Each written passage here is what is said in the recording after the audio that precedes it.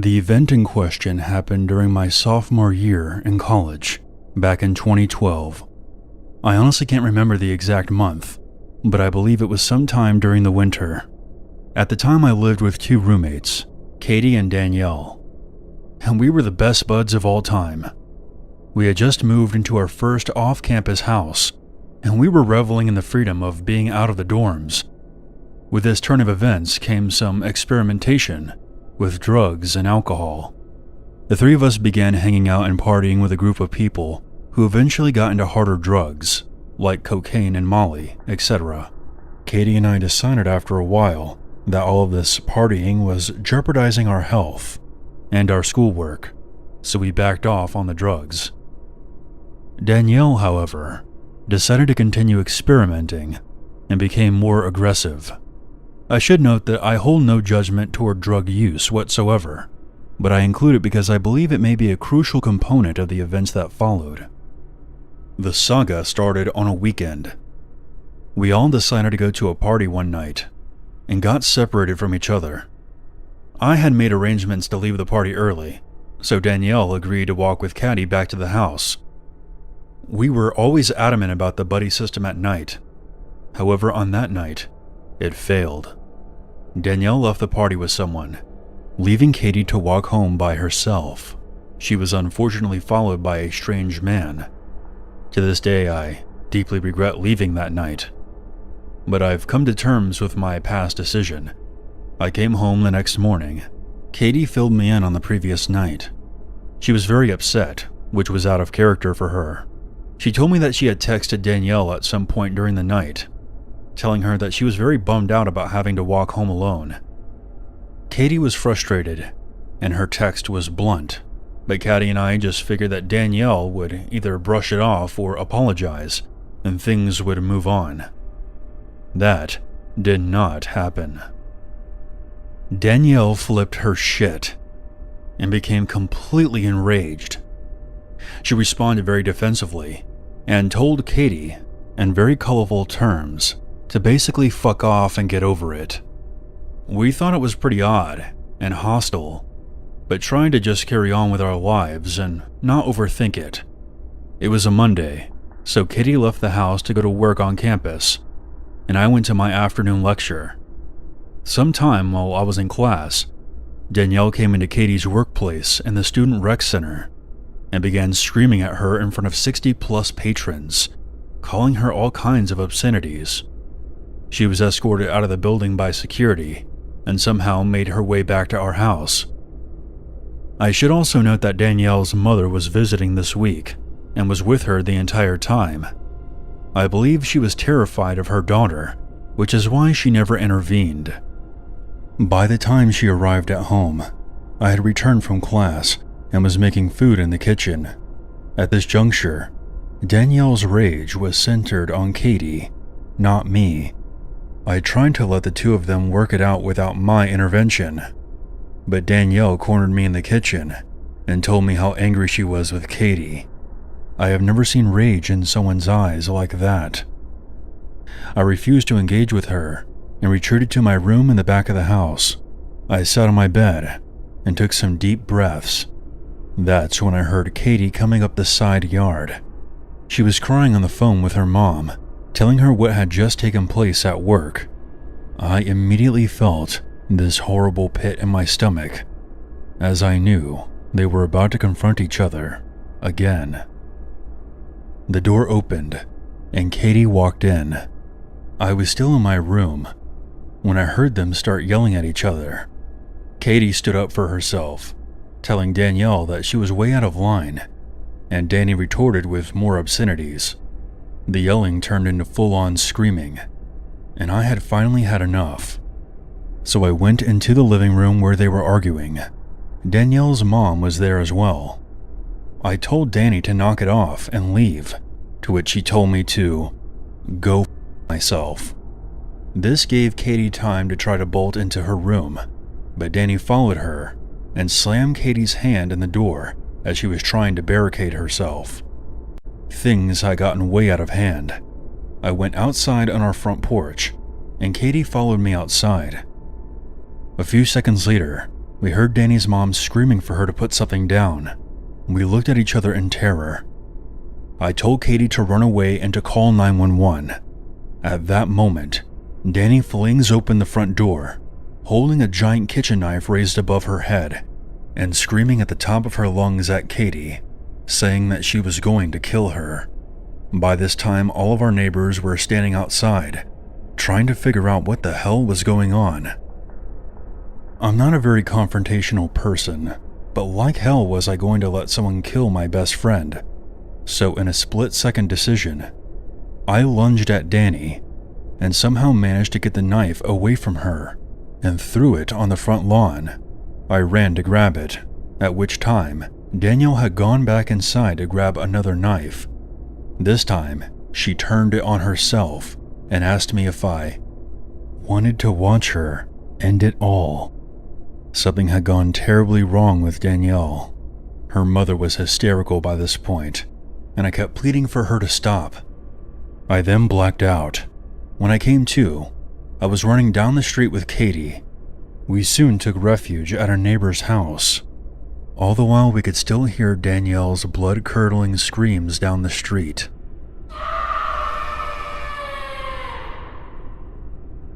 We were totally shell-shocked, but grateful to our neighbors for helping us out until the police came. We saw the cops show up a short time later, along with a crisis unit. They detained Danny and drove her to the hospital, where she was put on a psychiatric evaluation. Katie and I never saw Danielle again, and we stayed with some mutual friends for a couple of weeks before returning to that house. We moved out at the end of that year, as the place harbored too many bad memories for us. I later learned that Danielle had experienced a psychotic break triggered by a variety of factors, including stress, drug use, and an underlying mental health condition. This was a huge eye-opener for me to further educate myself about mental health in young adults, as well as appreciate the incredible things your body can do while you're in fight or flight mode. It's also taught me a lesson to trust my gut more, as my spidey senses had warned me about Danielle before, but I ignored it.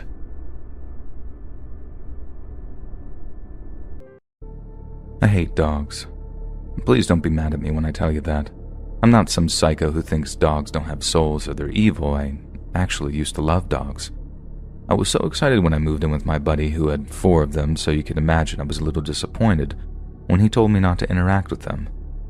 He said that they were only tame around him and his girlfriend, and if anyone else came near them, they'd quote-unquote freak out.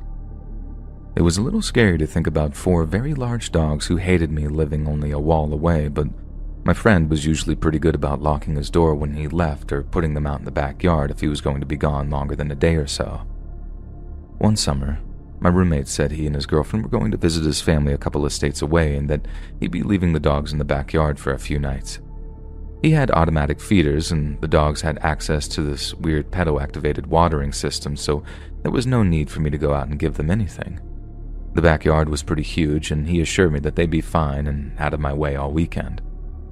I felt safe knowing that they'd be out of the house. No one was able to control those dogs except my roommate, so keeping them away from all the people while he was gone was definitely the right move. The day came where my roommate and his girlfriend left.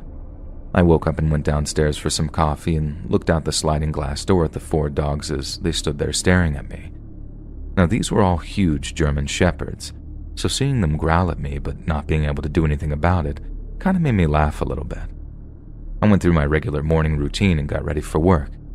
I left the rest of the day and came home around 6 p.m. after going to the gym. As I entered the kitchen, I noticed something was very wrong. There was glass all over the kitchen floor and the sliding glass door was shattered. And that's when I started to hear the growling coming from behind me. I didn't even have to turn around to figure out what the sound was coming from. I did what any smart person would do and ran as fast as I could up the stairs into my room. The whole time I was running, it felt like that dog was going to latch onto my leg at any moment. I slammed the door shut behind me and grabbed at my pocket to get my phone out and call 911. Except it wasn't there. The pocket was empty. I wanted to cry when I realized that I'd left my phone in my car and my gym bag. I felt so stupid. And you're probably wondering why I didn't just call for help outside the window. Well, I would have if we didn't live a mile from the next house. My roommate insisted on living in the country so his dogs could have a big yard to run around. I was really regretting moving in as I sat there wondering what the hell I was going to do to get myself out of that situation. I didn't even know where the other dogs were. I had only seen one when I made my way upstairs, and I guess I could have overlooked them in the panic. Maybe the others were chasing me too. I leaned against the door and sat there for a few seconds, before bang. Something huge and heavy was smashing itself against the door. Growling came soon after, and I quickly realized the dogs were actually trying to get into my room. I didn't know if they were rabid or something, but I couldn't just sit there and wait for them to get to me. With the progress they were making on the door, I knew that they'd get to me at some point. The banging didn't last long before the scratching started. It was even louder than the banging and would quickly grant them access into the room if they continued to tear at that door. It was clearly very flimsy. I ran into the connecting bathroom and closed the door behind me. Listening to them scratch and gnaw their way through my door was mental torture. Getting ripped apart by dogs was not the way I wanted to leave this world. There isn't a single moment in my life where I wished I had access to a landline until that moment just then. I heard the door finally giving way, and the dogs finally entered my room as they growled and barked. It was the kind of growl where, even without seeing it, you could tell that their teeth were showing. I still couldn't tell how many dogs were out there. I just knew that it was more than one. I tried my hardest not to move or make a sound, but the sweat on my hands made a squeaking sound when they slid across the floor as I tried to get up. My heart dropped and I knew I was screwed. They started their assault on my bathroom door, and I had no choice but to get into my bathroom counter and climb through the very small rectangular window about 3 feet above the sink. I squeezed myself through and laid on the roof, out of sight of the dogs in case they got into the bathroom as well. Hours went by before they got in.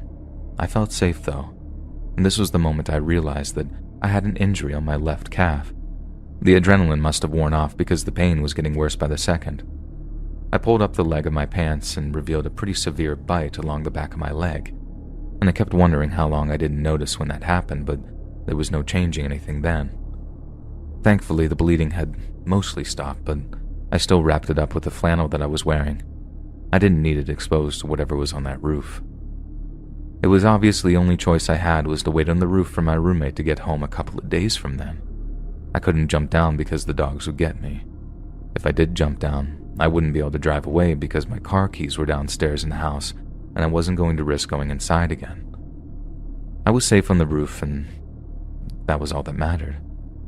I didn't have food, but thankfully there was a spigot only a few feet from where I was sitting. It was a considerably large house, and the spigot was installed to easily hose off the roof if needed. I never knew what that was necessary for, but I of course was grateful to have access to water for the next couple of days that I guess I would be spending on that roof. The hunger wasn't as bad as I thought it would be. The worst part was hearing the dogs make their way through the house at night looking for me, and thank God they never found me though. My friend came back Monday morning and was shocked to find me on the roof. He gathered his dogs in his bedroom and helped me back into the house.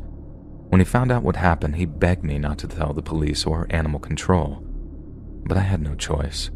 One of his dogs had bitten me, and they were so vicious that if they ever got out, I had no doubt that they probably would kill somebody.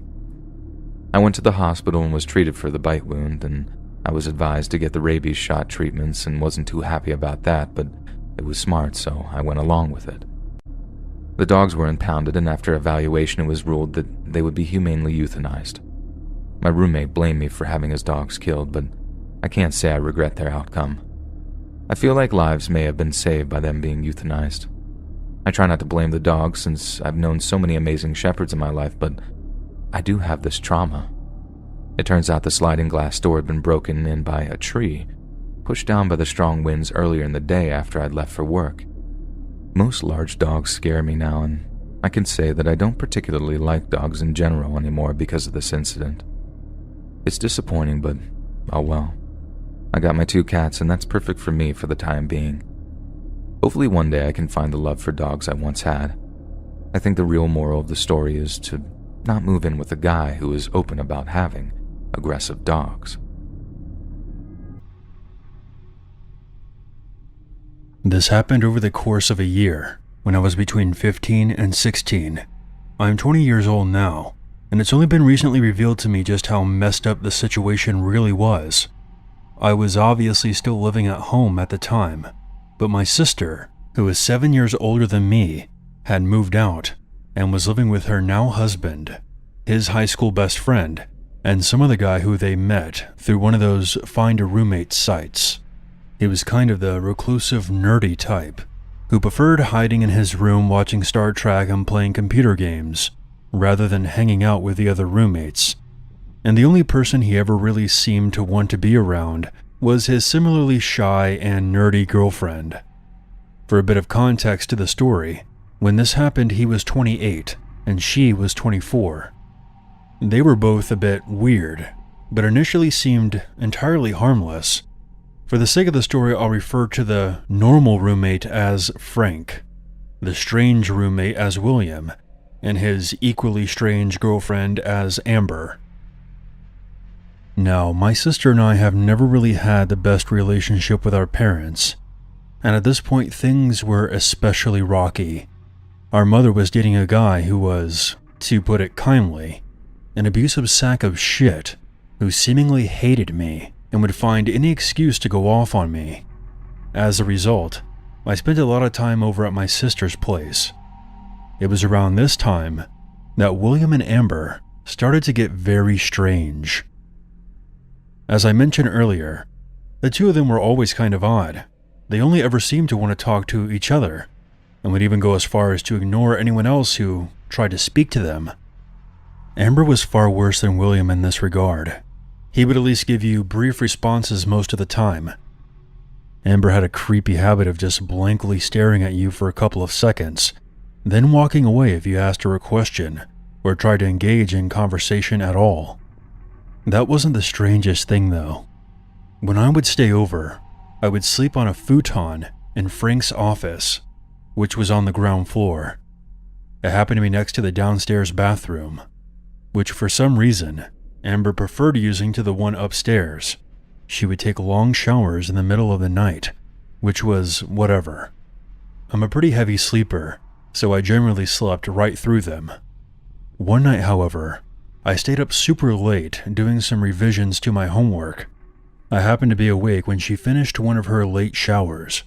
I was too absorbed in my task to really pay attention to anything else, but I definitely noted hearing the shower shut off because it was an indicator of how late it really was. Approximately 10 minutes later, I look up from my laptop, and there she was. I always kept the door open just a crack, because that room tended to get unbearably hot if I didn't. Amber was just standing there, outside the room, completely naked, watching me through the open crack in the door. I said her name and asked if she was okay, which seemingly startled her, because she then walked away pretty quickly.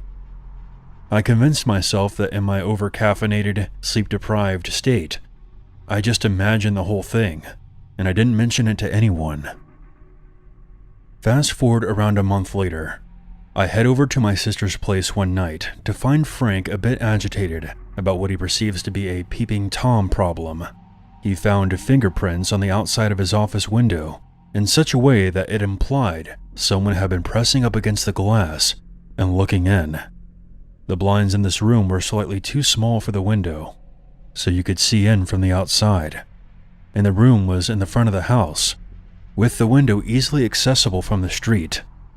He was concerned that some random passing pervert had been spying on him while he was having a private moment in his office, or some potential burglar had been sizing up the joint.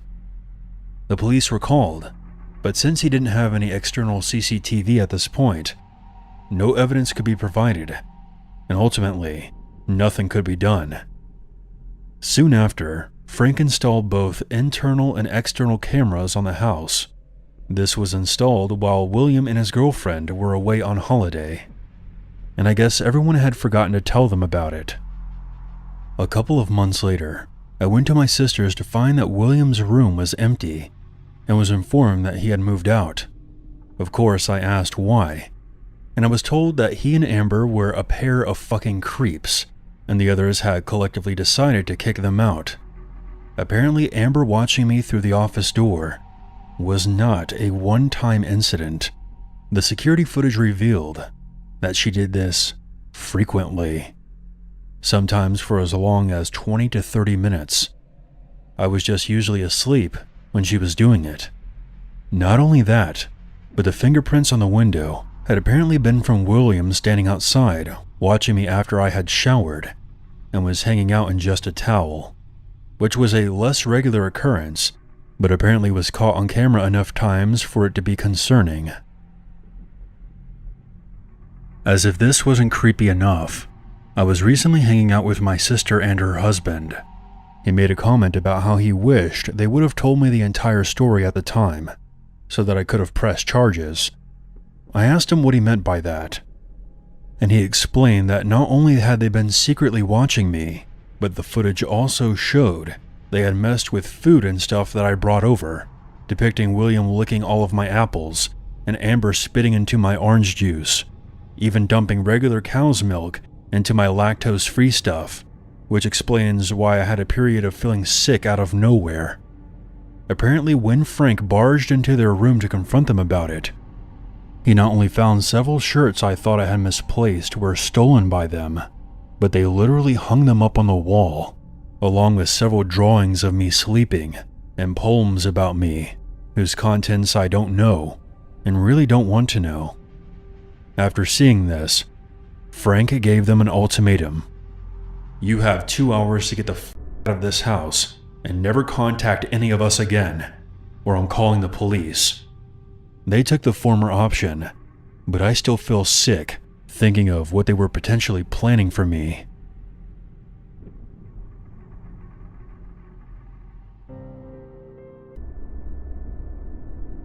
This is somewhat of a convoluted story, so please bear with me as I try to convey everything that I can recall about what led me to the conclusion that my former housemate could have potentially been a serial killer, or one in the making. It was the summer of 2015 when I moved in, and at first appearances my housemate Mike was somewhat normal, if not a bit socially awkward and dysfunctional. When I was signing the papers, he was adamant that I should never go into the basement, which I thought was odd. But I really needed a place to stay, and everyone has their little quirks, so I just chalked it up to that at the time. As I got to know Mike more, I learned about the depths of his dysfunction. Firstly, he used meth. Now, I don't automatically judge people based on vices, but I was surprised at the extent of his use. He is probably the first person I knew who used meth and balanced a full-time job and enjoyed a decent amount of success. The reason this is important to the story is that when he would be around the house, drinking and using, he would start to run off at the mouth, joking that if I smelled lye coming from the basement, to not think anything of it. It was probably the third time he said this that I asked him why he kept saying that. He responds with, "I use chemicals to clean up after the bodies," with a creepy grin on his face. I tried to chalk it up to a bad sense of humor, but it didn't sit right with me. He was also very particular that I let him know about my coming and going and my work schedule. I remember him being shocked and uncomfortable one day that I ended up taking off of work because he didn't realize that I was home. I remember that day because there was a lot of clanging and what sounded like muffled shouting coming from the basement. His car was in the driveway, but he was not in the main house or his bedroom. On other days, he would play very loud music that bumped through the entire house. Sometimes he would even play NPR talk radio at very high volumes. In retrospect, I think he may have been trying to mask sounds. He would make remarks about sex workers, saying, "You can do whatever you want. You can choke them or beat them to death, and nobody cares." I took exception to this, telling him that I thought that was messed up. When he would get to tweaking, he would always come back around to alluding to the same kind of violence, talking about he was a normal guy who owned a house and had a good career, so the police would never suspect him. At this point, I think he has gone too far to simply be joking. I was in a weird position. Money was tight at the time, and I didn't have very many options.